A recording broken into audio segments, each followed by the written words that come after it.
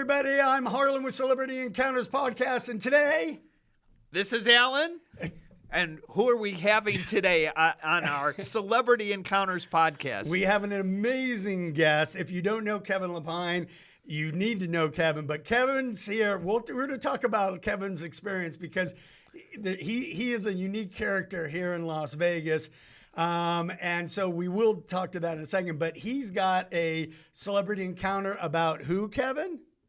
So my first real celebrity encounter would have been Dicky Barrett from the Mighty Mighty Bosstones. Oh my God, really? Aha. Yes. And this was, I was always kind of in the punk scene when I was in high school, and a high school graduation present, I had just gotten turned on to the Mighty Mighty Bosstones, and they were playing in Detroit. A buddy of mine got me tickets. Amazing show. The first real punk show that I saw where, these guys were on stage giving everything. Now, real quickly, for people who don't know who Dicky and the band is, give us a quick synopsis. So if I jump ahead in the story, you would know him first of all from the song "The Impression That I Get." That would have been I think that actually hit number one in 95 or 96. Yeah, the late 90s. It came Yep. up. Yeah.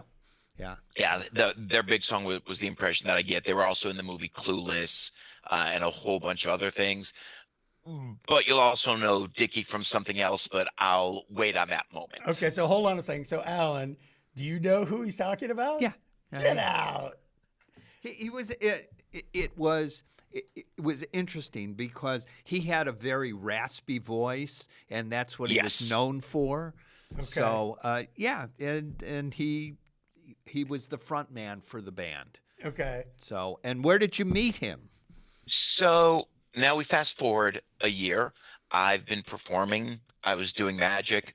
Went to another Boston show with some friends of mine. All right, hold on a second. You just dropped a little teaser on us. What is it you do for a living there, Kevin? Trust me on this, it'll get there. Okay. But trust me on this one. So you got to stay tuned if you want to know what Kevin does. And trust me, you do want to know.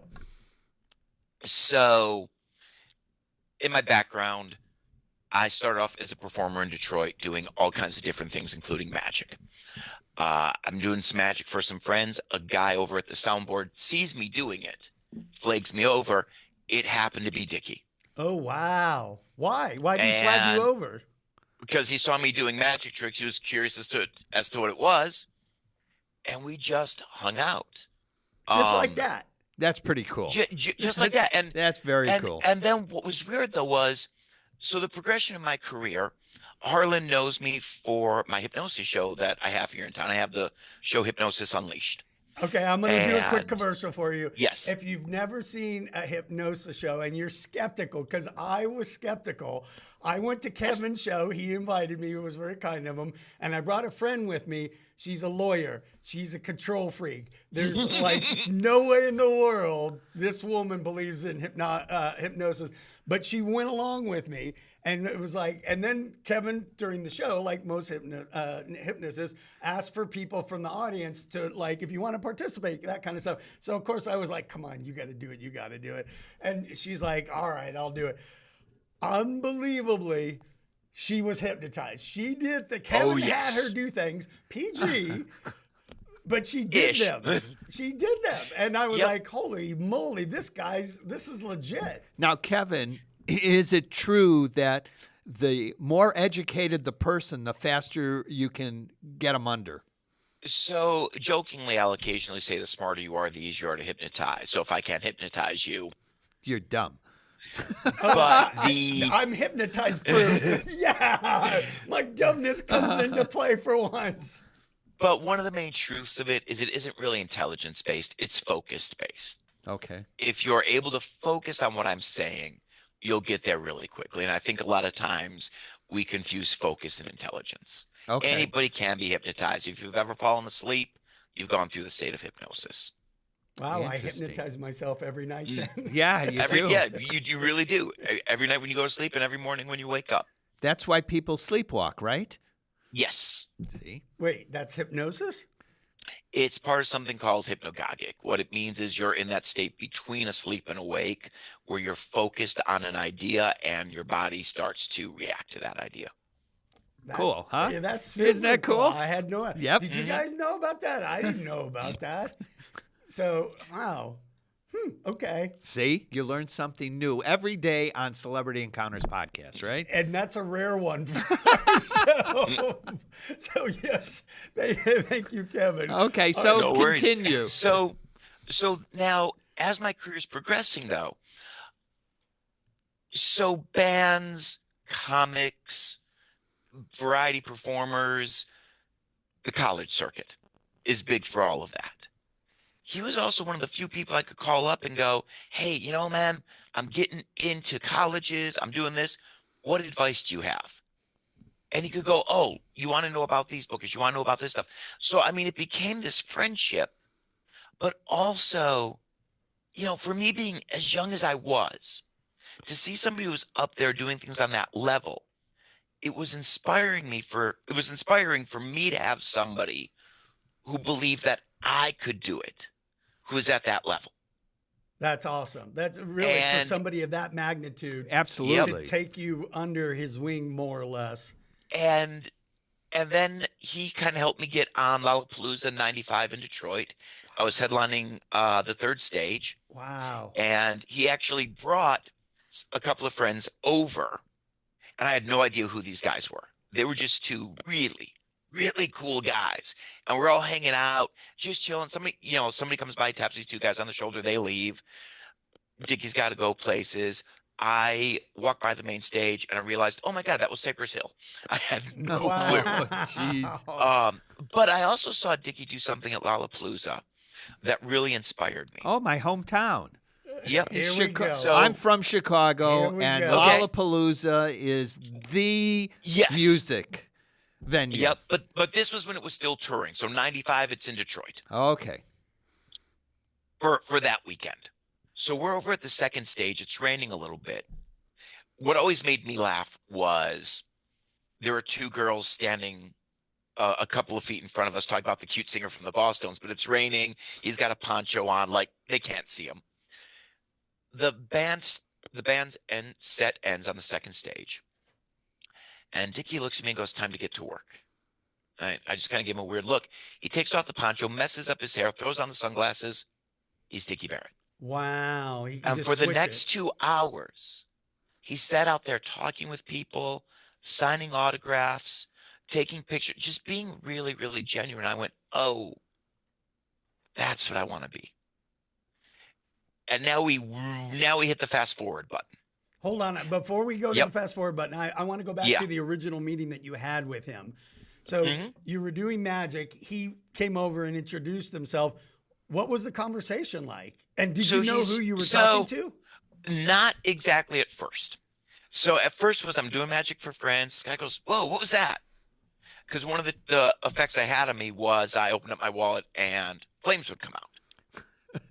And so, he had kind of an interest in magic. We're just talking, just kind of screwing around. And so he actually brought me on stage to do that trick too that night because they had a song called Never Lose My Wallet. So there was a little bit of irony in there as well. Very. That's But good. yeah, I mean, had the same kind of wallet, except it was because I had a wife. yes. The money was just. But no, it was just this casual thing. And like I said, I would go to Boston shows every year when they were coming through Detroit, and we just kept talking and talking and talking. And that led to a really, really good friendship. That's amazing. Now, Much so. Hold on one second. Hold on now, one second. I have something. Here's a question for you. Before he became famous for being the lead for the Mighty Bosstones, he had a job in late night TV. Do you know what it was? No. You're going backwards, and this is where I'm going with it. Oh, okay. Oh, wow. Okay. Yeah, you're going Alan completely is never backwards. wrong. Wait, did you just Yep. hypnotize us and make us screw up? Nope. What did that happen? Okay, all right, keep going, Kevin. Oh, you know what? So really quickly, when I'm talking about meeting the Bosstones, I was 16. So Wow. that meant that would have been 93. Okay. So after Lollapalooza, like I said, whenever there was a Boston show in town, and this was really before emails were really a thing, but I mean, this was like when you would still send letters. So like I'd gotten letters from him going, hey, like I would send him a message, I would drop him a line, he would drop me a line. There was a time when they were dropping a live album and Dicky was in town for a promotion for it. And we're at a giant nightclub and Dicky is the host for the club for the night, Right. one of those kind of things. Cause the radio station's there, there's this, there's that. I get there and man, he just like, I went to walk by cause I saw that he was in the middle of, a bunch of stuff. You're doing stuff like that. You've got to be on the air. You've got to do this. And he just stopped everything, brought me over, introduced me to the A&R guys, introduced me to Wow. he introduced me to all of these different people. And he did it with this genuineness. And that was, it was always so inspiring for me because this going through everything you've gone through and everything you've built. It's hard. Yeah.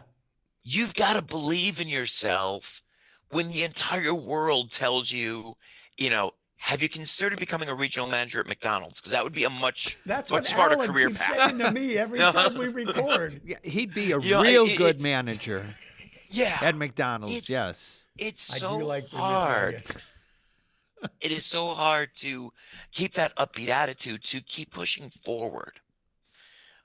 But Did you ever When think when you you- first met him that this was going to be a lifetime encounter type of a thing? no, I thought it was going to be, holy crap, I got an autograph. And then one year I got a picture, I never expected this. And throughout the years, like I moved to New Orleans for a while, got to hang out with him in New Orleans, got to hang out with him in all of these different situations.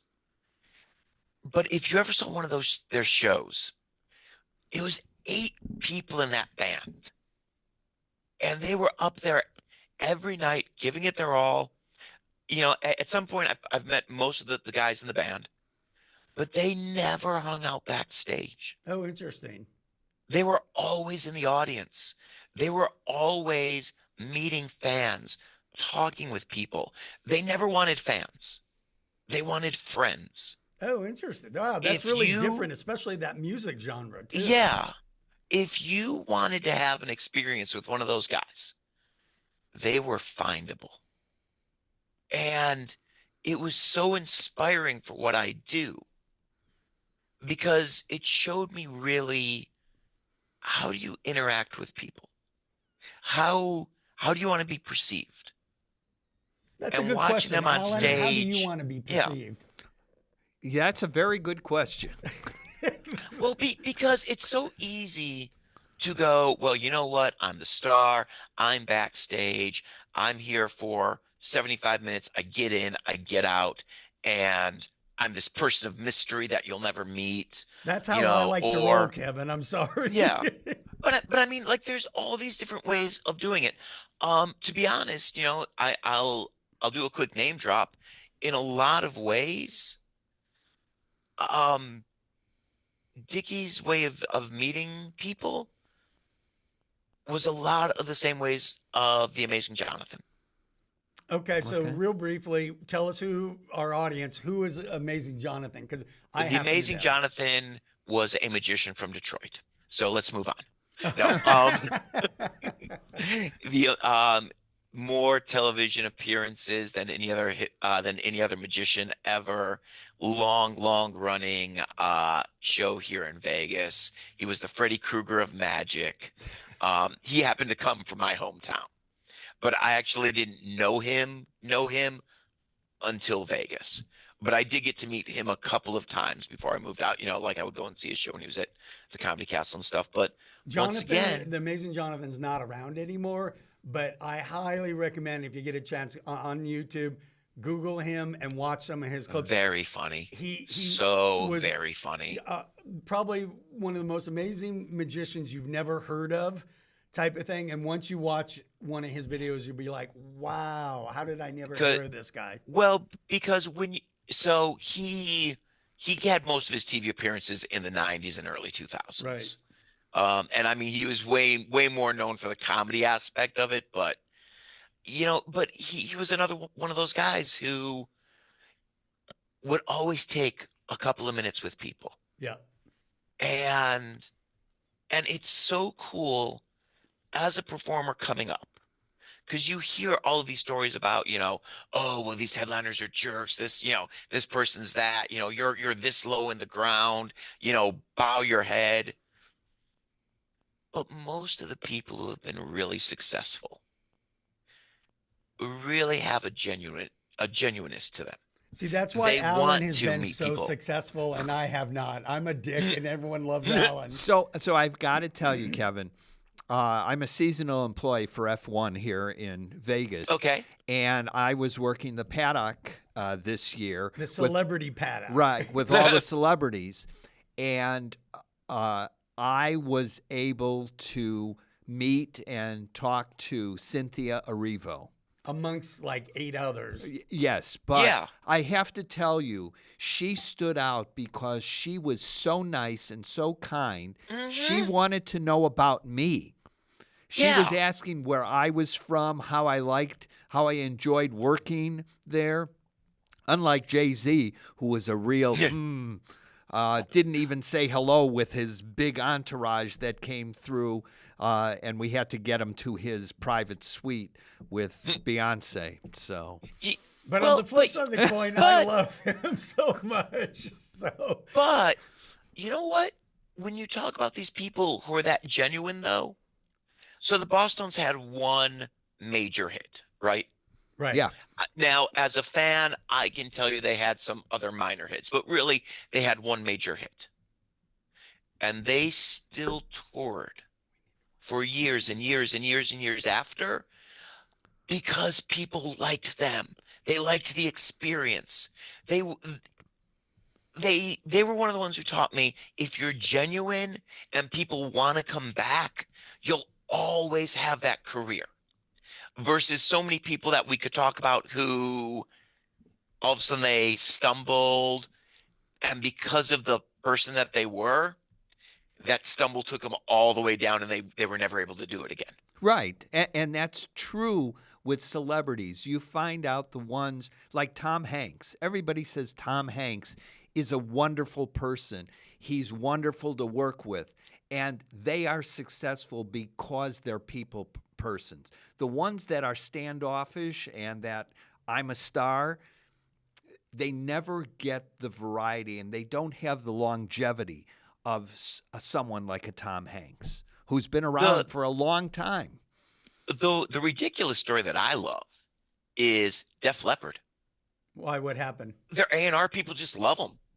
Def Leppard hasn't had a hit in forever, but they're still touring. They're still working with all of these great managers. They're still working with these record labels because they were fun to work with. Yeah. And they still are. Sure. And it's such an important lesson. A buddy of mine told me about watching Bon Jovi run into somebody. And this person freaked out because it was Bon Jovi. And John just carried the conversation for 45 seconds, took a selfie with the person, took a look at the selfie, went, oh, hold on, you blinked. Let's do that again. Yeah. And just all people want is just that. You give them 30, 45 seconds, they'll never, ever forget you. You give them 10 seconds of being a jerk, oh yeah, and they will tell everybody about that. Well, Kevin, you're correct. And we look at celebrities like hands off, but a really nice, Well, they're people. kind at person. The end of the day. Yes. They're Yes. real people. but a Yeah. kind person that's kind to you, you're going to remember them.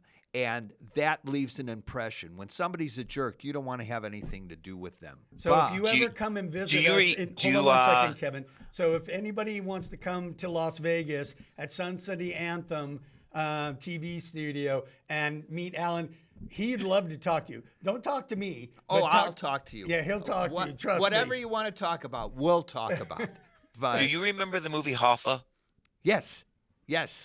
It was the perfect line when Jack Nicholson's Hoffa tells a guy about something illegal that they're doing. And Danny DeVito's character goes, "Why would you tell him that?" Jack Nicholson as Hoffa goes, "I can slap a man, I can insult a man, and I can apologize and he'll forgive me. If you slight somebody, if you make them feel disrespected, if you make them feel less than, they will never forget it and never forgive you." And on that And note, I think On that note, Kevin, you've been great. We want to thank you for joining us today. what a story Oh, about Dicky and Barrett. really quickly, so the teaser is, and then Dicky took me to the most amazing party of my life. Oh, very nice, So Kevin. tune in to our next episode with Kevin Lepine. Yep. Yes, and he will he will tell you about this tease. This big party. Yes. I'm Harlan for Celebrity Encounters Podcast. Thanks, Kevin. I'm Alan. We'll see you next time. Thanks for tuning in today, and if you enjoyed our show, please subscribe, rate, and review our podcast on all your favorite platforms. We'll see you next week with the next episode of Celebrity Encounter Podcast.